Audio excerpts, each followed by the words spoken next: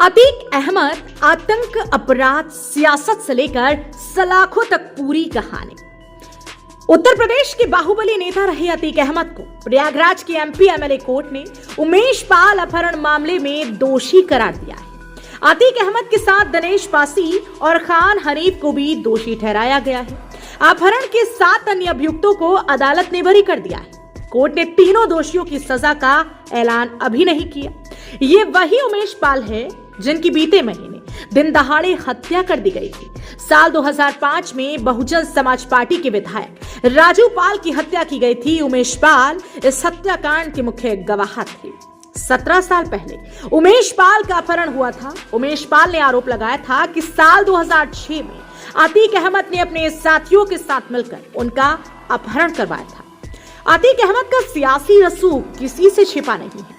हत्या की कोशिश, अपहरण, रंगदारी जैसे करीब 100 से अधिक संगीन आरोपों में अभियुक्त अतीक अहमद 5 बार विधायक और 1 बार सांसद रह चुके हैं। 1989 से अपना राजनीतिक सफर शुरू करने वाले अतीक अहमद बसपा, अपना दल और सपा में रह चुके हैं।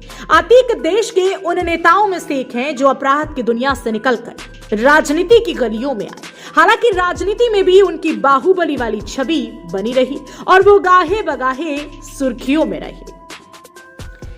अतीक अहमद का जन्म साल 1962 में इलाहाबाद में हुआ, जिसे अब प्रयागराज कहा जाता है। कहा जाता है कि अतीक के पिता फिरोज अहमद इलाहाबाद में ही तांगा चलाया करते थे। मीडिया रिपोर्ट्स के अनुसार साल 1979 में अतीक अहमद नाबालिग थे और तभी उन पर पहली बार हत्या का मुकदमा दर्ज हुआ था।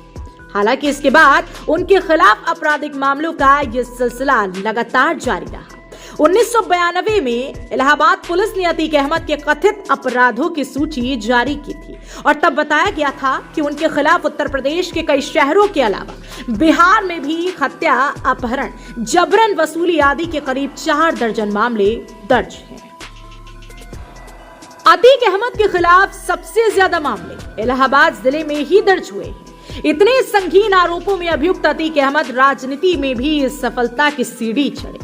उन्होंने पहली बार साल 1989 में निर्दलीय चुनाव लड़ा और जीत गए। उनके इलाके में ये बात आम है कि इलाहाबाद शहर पश्चिम की सीट भी वो अपनी इसी छवि के कारण कई बार जीते। अतीक अहमद एक बार इलाहाबाद की फूलपुर सीट से सांसद भी बने। कभी पूर्व पीएम जवाहरलाल नेहरू ने फूलपुर सीट का प्रतिनिधित्व किया था। पहला चुनाव जीतने के बाद समाजवादी पार्टी से नजदीकियां बढ़ी और अतीक अहमद सपा में शामिल हो गए। 3 साल सपा में रहने के बाद अतीक 1996 में अपना दल के साथ चले गए। साल 2002 में अतीक अहमद ने इलाहाबाद पश्चिम सीट से 5वीं बार विधानसभा चुनाव जीता। हालांकि उन्हें लोकसभा जाना था और इसके लिए उन्होंने समाजवादी पार्टी के टिकट पर साल 2004 में फूलपुर से लोकसभा चुनाव लड़ा और जीता भी। अब तक सब ठीक चल रहा था, लेकिन अतीक अहमद को पहला बड़ा झटका तब लगा जब उनके और भाई के ऊपर 2005 में राजू पाल की हत्या के मामले में एफआईआर दर्ज हो गई। साल 2007 में यूपी की सत्ता बदली और मायावती सूबे की मुखिया बन गई। सत्ता जाते ही सपा ने अतीक को पार्टी से बाहर निकाल दिया। उधर मायावती की सरकार ने अतीक को मोस्ट वांटेड घोषित कर दिया। अतीक अहमद ने साल 2008 में आत्मसमर्पण कर दिया और 2012 में रिहा हो गए। इसके बाद उन्होंने सपा के टिकट पर 2014 का लोकसभा चुनाव लड़ा, लेकिन हार गए। अतीक अहमद को साल 2019 में सुप्रीम कोर्ट के आदेश के बाद साबरमती जेल भेजा गया था। इससे पहले वो यूपी की नैनी जेल में ही बंद थे।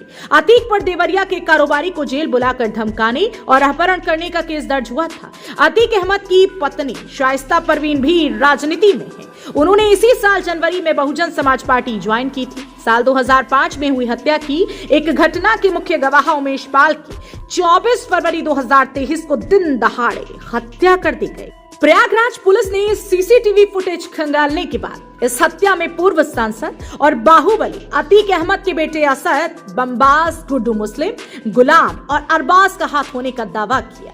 उमेश पाल 2005 में बीएसपी के विधायक राजू पाल की हत्या के बाद सुर्खियों में आए थे। जब उन्हें राजू पाल की हत्या के मामले में मुख्य गवाह बनाया गया था। दरअसल उमेश पाल ने 2007 में आरोप लगाया था कि 28 फरवरी 2006 को अतीक अहमद ने उनका अपहरण करवाया, उनके साथ मारपीट की और जान से मारने की धमकी दी, क्योंकि वह राजू पाल हत्याकांड के एकमात्र गवाह थे।